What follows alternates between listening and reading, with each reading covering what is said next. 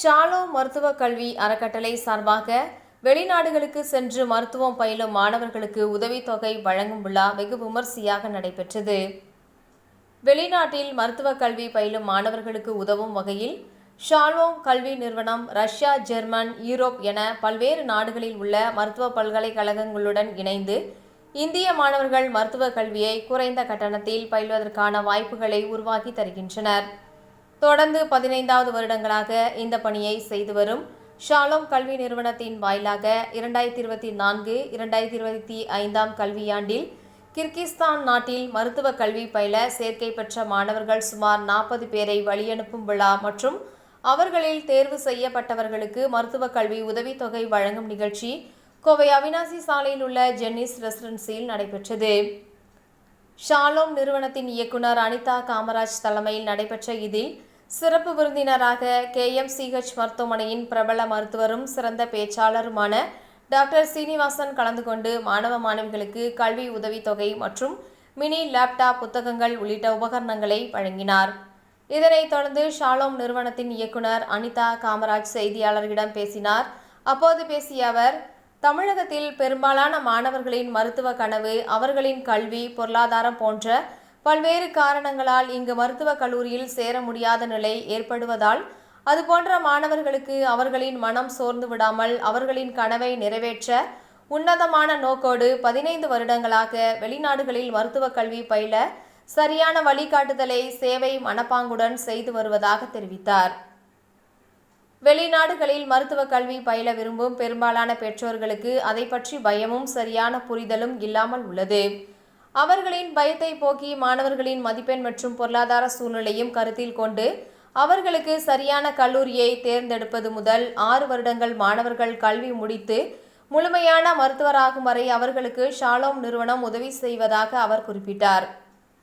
நிகழ்ச்சியில் மாணவ மாணவிகளுக்கு ரூபாய் 1 லட்சம் மதிப்பிலான கல்வி உதவித்தொகை மற்றும் ரூபாய் 40,000 மதிப்பிலான கம்ப்யூட்டர் மற்றும் புத்தகங்கள் வழங்கப்பட்டன. உதவித்தொகை பெற்ற மாணவ மாணவியர்கள் கோவையிலிருந்து விமானம் மூலம் கிர்கிஸ்தான் நாட்டிற்கு மருத்துவ கல்வி பயில செல்வதும் குறிப்பிடத்தக்கது.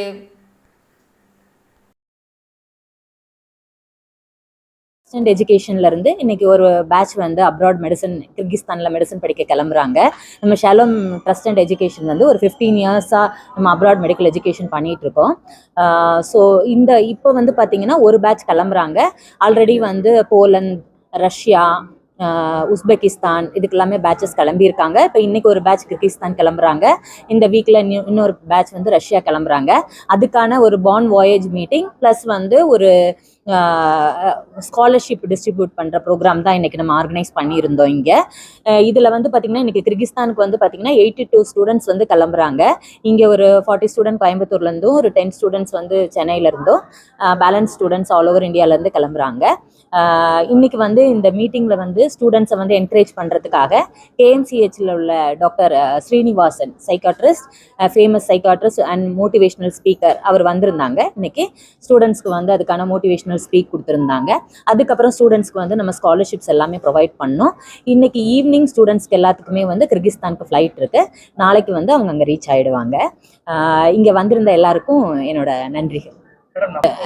வெரி ஓப்பன் வந்து பாதுகாப்புங்கிறத பற்றி நம்ம கவலைப்பட வேண்டிய அவசியமே கிடையாது. ஏன்னா இன்டர்நேஷ்னல் ஸ்டூடெண்ட் அப்படிங்கும்போது லோக்கல் ஸ்டூடெண்ட்டை விடவே வந்து பார்த்தீங்கன்னா லோக்கல் பீப்புள்ஸுமே ரொம்ப காஷியஸாக தான் இருப்பாங்க. அதே நேரத்தில் எம்பசி நிறைய விஷயங்கள் இருக்குதுங்க. அதனால் வந்து நம்ம ஷாலோம் ட்ரஸ்ட்டோட லோகோவே வந்து என்ன அப்படின்னா, நீங்கள் பாதுகாப்பு, படிப்போட தன்மை, படிப்போட குவாலிட்டி, அதேமாரி வந்து பாதுகாப்பு, இது ரெண்டுக்கு நீங்கள் பயப்பட வேண்டிய அவசியமே கிடையாது. ரெண்டாவது வந்து பார்த்தீங்கன்னா எல்லா மேக்ஸிமம் எங்களோட யூனிவர்சிட்டிஸில் எல்லாத்துலேயுமே எங்களோட மேனேஜர்ஸ் இருப்பாங்க. ஏன்னா சின்ன பசங்க நம்ம கொண்டு போய் விடுறோம், லாங்குவேஜ் ப்ராப்ளம் இருக்குது, நாளைக்கு எப்படி இதை வந்து ஓவர்டேக் பண்ணுவாங்கன்னு எல்லாருக்குமே ஒரு இது இருக்கும். அது இல்லாமல் ஷாலோம் வந்து அனுப்புறது மட்டும் கிடையாது, 6 இயர் அவங்கள டேக் கேர் பண்ணுறோம். நாளைக்கு ஒரு சின்ன இஷ்யூனாலும் இமீடியட்டாக எங்களுக்கு கால் பண்ணால் யார்கிட்ட பேசணும், லைக் இப்போ பார்த்தீங்கன்னா எந்த யூனிவர்சிட்டிக்கு அனுப்புனாலும் அங்கே உள்ள ரெக்டரோட கான்டாக்ட்ஸில் இருப்போம். ரெக்டருங்கிறவங்க வந்து நம்ம ஊர் கவர்னர் மாதிரி. ஸோ இமீடியட்டாக பசங்களுக்கு என்ன ஹெல்ப் வேணுமோ அதை பண்ண. அதனால் வந்து நீங்கள் அப்ராட் அனுப்புற எங்கள் வழியான்னு இல்லை, பொதுவாக வந்து அப்ராட் அனுப்புறது வந்து பயப்பட வேண்டிய அவசியமே கிடையாது. ஒரு ஸ்டேட்டில் போய் படிக்கிற மாதிரி ஆயிடுச்சு, அடுத்த ஸ்டேட்டுக்கு போகிற மாதிரி தான். எவ்வளோ ஸ்டூடெண்ட்ஸ்க்கு வந்து ஸ்காலர்ஷிப் கொடுத்துருக்கோம், இது வரைக்கும் எவ்வளோ கொடுத்துருக்கோம், எப்படி இந்த மாணவர்களை தேர்ந்தெடுக்கும்? சார் இதுவரை நாங்கள் வந்து 1400+ ஸ்டூடெண்ட்ஸ் போயிருக்கிறாங்க. இந்த ஸ்காலர்ஷிப் நம்ம கொடுக்க ஆரம்பிச்சது வந்து 2017 இருந்து தான் வந்து இந்த ஸ்காலர்ஷிப் லாஸ்ட் 5 இயர்ஸாக தான் பண்ணிட்டு இருக்கோம். வருஷத்துக்கு அப்ராக்சிமேட்டாக ஒரு 150 to 200 ஸ்டூடெண்ட்ஸ் கொடுக்குறோம். இது வந்து ஒரு பேட்ச், இது வந்து இப்போ ஒரு செகண்ட் பேட்ச். ஆல்ரெடி வந்து என் ஸ்டூடெண்ட்ஸ் வந்து போலந்து போகிறவங்க போயிட்டாங்க, உஸ்பெகிஸ்தான் போகிறவங்க போயிருக்காங்க, நிறைய போயிருக்காங்க. இப்போ இன்னைக்கு கிர்கிஸ்தான் போகிறவங்க போகிறாங்க, இனி 11th வந்து ரஷ்யா போகிற ஸ்டூடெண்ட்ஸ் போகிறாங்க. இந்த மாதிரி போயிட்டே இருக்கிறாங்க. இவங்களை எப்படி சூஸ் பண்ணுறோன்னா, டாக்டர் கூட பேசும்போது சொல்லியிருப்பாங்க, இவங்க இன்ட்ரெஸ்ட் தான். நாங்கள் வந்து உங்களோட 12th மார்க் ஷீட் இதெல்லாம் நாங்கள் பார்க்குறதே கிடையாது. மெடிக்கல் படிக்கிறதுக்கு இன்ட்ரெஸ்ட் இருக்கா, அதே மாதிரி நம்ம ஸ்காலர்ஷிப்புமே எல்லாத்துக்குமே பண்ணுறதில்ல. ஃபர்ஸ்ட்ல வர ஒரு 100 ஸ்டூடெண்ட்ஸ்க்கு மட்டும்தான் நம்ம ஸ்காலர்ஷிப் பண்ணுறோம். நம்ம என்னன்னா இங்கே சொல்லமானா இப்போ 1.5 லட்சம் பேர் நீட் எழுதுறாங்க சார். ஆக்சுவலாக 7 லட்சம் ஸ்டூடெண்ட்ஸ் 12th ஸ்டூடெண்ட் இருக்காங்க, 4 லட்சம் பேர் பயாலஜி எடுக்கிறாங்க. இந்த பயாலஜி ஒரு ஸ்டூடெண்ட் தொடராங்கனாலே என்ன, டாக்டருக்கு படிக்க போறேங்கிறது தான் இது. 2000 அந்த நீட்டுக்கு முன்னாடி இந்த நம்பர்ஸ் வந்து ரொம்பவே அதிகமாக இருந்துச்சு. அதுக்கப்புறம் என்ன பண்றாங்க, அந்த 4 லட்சத்துல 1.5 லட்சம் பேர் நீட்டுக்கு அப்ளை பண்றாங்க. அவன் நீட்டுக்கு அப்ளை பண்ணிட்டாங்கனாலே டாக்டருங்கிறது வந்து அவங்க மைண்டுக்குள்ள இருக்கு. ஆனா 1.5 லட்சம் பேர் அப்ளை பண்ற இடத்துல வெறும் 10,000 சீட்ஸ் தான் இருக்குது.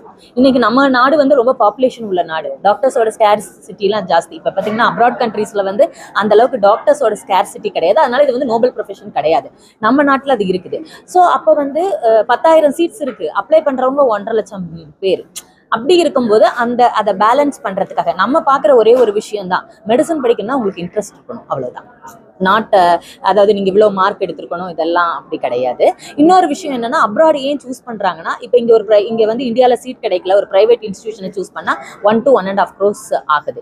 இதே இது வந்து நாங்கள் அப்ராட்ல வந்து மினிமம் 25 lakhsக்குள்ள இருந்து மேக்ஸிமம் 2 crores வரை இருக்கிற கண்ட்ரிஸ் இருக்கு. 25 lakhs அப்படிங்கிறது வந்து ஃபுட்டு, அக்கமடேஷன், டியூஷன் ஃபீஸ் எல்லாமே இதில் வந்துருக்கு.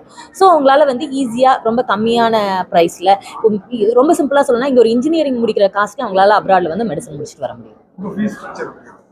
சார் எங்க ஃபீஸ் ஸ்ட்ரக்சர்னு பர்டிகுலரா நாங்கள் வந்து என்னன்னா, நாங்கள் சார்ஜ் பண்றதே வந்து பார்த்தீங்கன்னா நார்மலாக வந்து அட்மிஷன், விசா, டிக்கெட்டு, டாக்குமெண்டேஷன் இதெல்லாம் வந்து ஒரு 2.25 லட்சம் ரூபாய் வரும். இதில் வந்து நாங்கள் ஒரு 1 lakh ஸ்காலர்ஷிப் கொடுத்துட்றோம் நாங்கள்.